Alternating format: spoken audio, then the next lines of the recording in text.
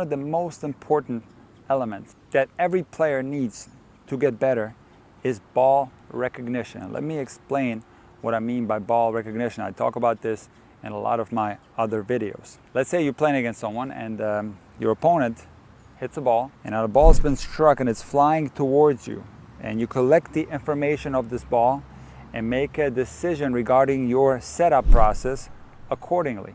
That is ball recognition. Now, some players have excellent ball recognition. That means that they can read the ball really well and make a decision accordingly. So they know when the ball has very little penetration and they have to step up to a ball. They also know when the ball has a lot of penetration and they make a decision accordingly to the situation that they find themselves in. But it's not only that, players are also really good at reading topspin, underspin, and side spin. Now, players will not always be able to recognize the ball correctly. This is not a foolproof method by any means. There are going to be opponents who are so good and hit the ball so fast that a ball recognition is going to be useless. For example, if you're trying to return the serve of somebody like an Ivo Karlovic or John Isner, no matter how good your ball recognition is, the ball is just coming too fast. Or if you're trying to return the topspin forehand of Carlos Alcaraz or Rafael Nadal or Roger Federer, no matter how good your ball recognition is, sometimes the opponent is just too good. But when we're talking about ball recognition at the recreational level, it is one of the biggest issues that recreational players face. So high-level players are really good at recognizing the ball most of the time, and recreational level players are not very good at recognizing the ball. And you're probably thinking, why would this be the case? Well, the answer is very simple. Ball recognition is learned with experience. So let me tell you a story that has nothing to do with tennis, but it's going to help you understand how important ball recognition is and why experience is the only way to get better at recognizing the tennis ball. So when I got my driver's license, on my first day driving, I was at a gas station. I was going to pull out and I saw a car coming, but I pulled out anyway, and this car had to slam the brakes and it stopped maybe a centimeter in front of my car and almost turned into a crash. So my recognition of the speed of that incoming car was very poor. Why? I have not been driving at all. I just passed my driver's exam, and this was a mistake that happened because of a lack of experience. Now that I'm an experienced driver, I can judge the speed of a car much better, and I know when there's enough time to pull out at an intersection and when there is not enough time. I've gained a better recognition of the speed of cars through experience, and it works the same way in tennis.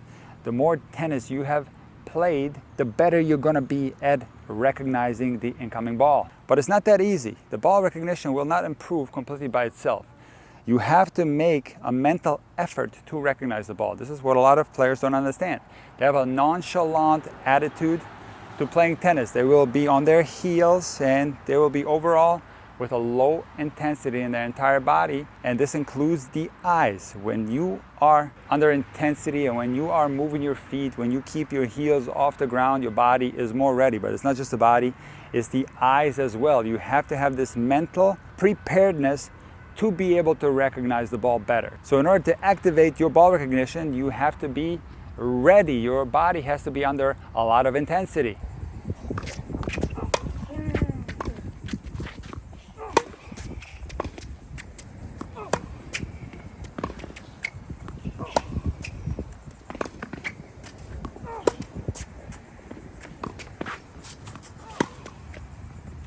The mistake that I see the most regarding ball recognition is when players don't recognize a ball that has very little penetration. So they will stand at the baseline and somebody will either hit a shank shot or a dink shot or a slicey ball, and they recognize that ball too late, and then they scramble up to get the ball and they're forced to improvise. And this mistake has to do with what I just talked about, which is a readiness to be able to read the ball.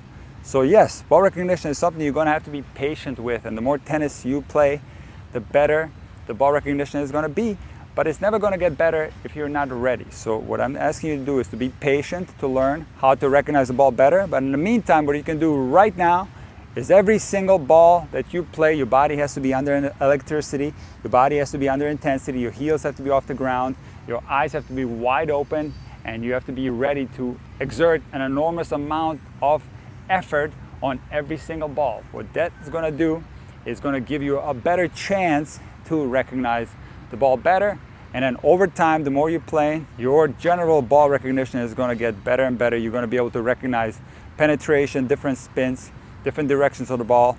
It's something that will happen very gradually. But right now, start improving your intensity and your readiness. I talk about this all the time. I'm sure you heard me say it a million times.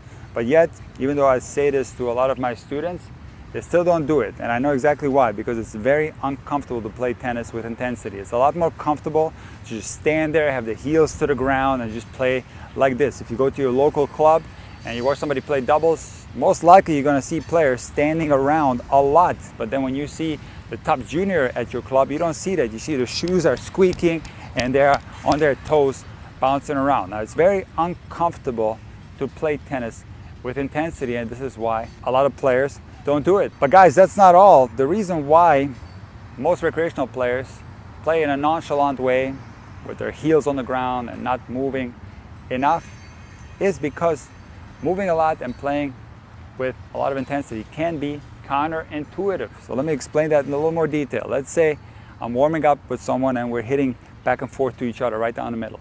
It is completely counterintuitive to move a lot and have a lot of intensity in a scenario like that. Your brain is telling you, this ball is easy, I don't have to exert that much effort. This also happens when you play in a match and you get a really easy ball. Your brain is telling you, it's a super easy ball, I don't have to exert that much effort. But here's the tricky thing about tennis, is that the easiest balls can be the most difficult balls sometimes, because the ball is unpredictable. You don't know exactly how it's going to get to you. So on all balls, whether the ball is coming fast or super slow, no matter the quality of the ball that's coming to you, you have to exert a tremendous amount of intensity. And here's how you're going to do it.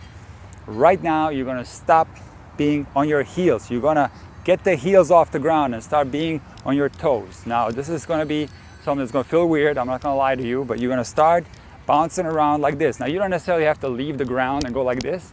This is a more high-level way of doing it, but just simply keeping your heels off the ground and constantly moving, never being in the same place. Now, on the return of serve is going to be a little different, because here you can rock back and forth. You don't necessarily have to bounce up and down, but once that ball is in play, you're going to have to stay on your toes and start moving around all the time. Now, remember that you're going to have to set on your shot, so don't do this inside your shot. It's going to mess up your shot. So you will have to move, find the ball, and eventually set and plant your feet firmly into the ground. But starting right now, the way you're going to include intensity into your practices is that you're simply going to tell yourself to move at all time. Maybe write this down on a piece of paper, put it in your tennis bag, keep reminding yourself, even if it feels weird, even if it looks weird. I see a lot of players that adapt my teachings and they go out and they start moving like this, and it looks kind of odd. It doesn't look natural, but it doesn't matter, guys. Who cares what the other people are going to think about you when you start doing it? The more you do it, the more natural it's going to become, and the more refined this setup process of each and every shot is going to become. So starting today, you have to learn intensity. This is something that a lot of recreational players lack, and this is one of the most important elements on your pathway to tennis success.